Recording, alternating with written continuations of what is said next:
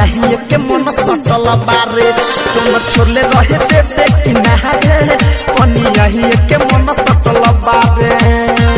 मिले ला बोलवले हमके फोनवे पे बोल के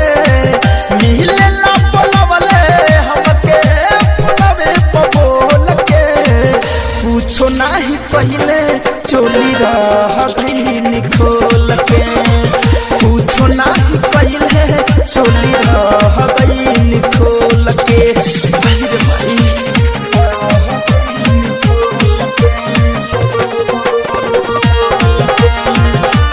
GSM recording studio Delhi.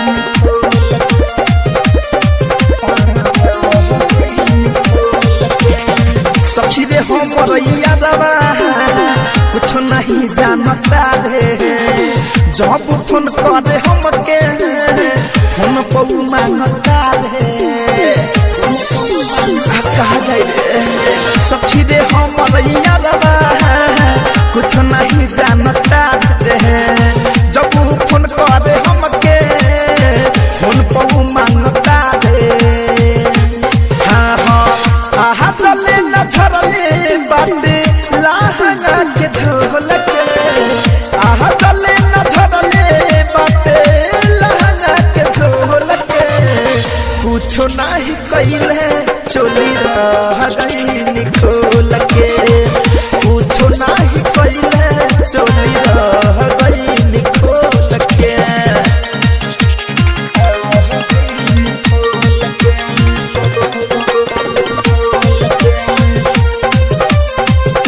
Music by Vikesh भोजपुरिया।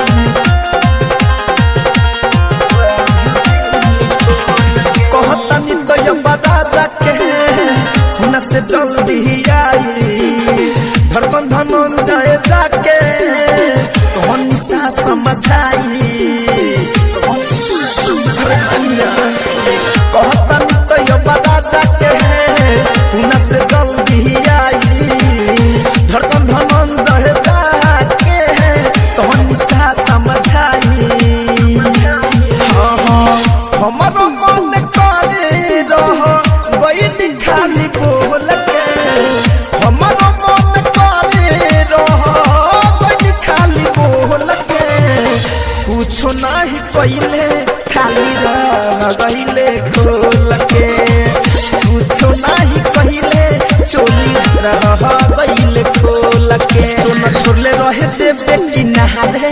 पनिया ही के मन सटल बारे तुम छोड़ले रहे देवे किनारे पनिया ही के मन सटल बारे मिले ला बोलवले हमके फोनवे पे बोल के मिले ला बोलवले हमके फोनवे पे बोल के पूछो नहीं कइले चोली रह गई निखोल के पूछो नहीं कइले चोली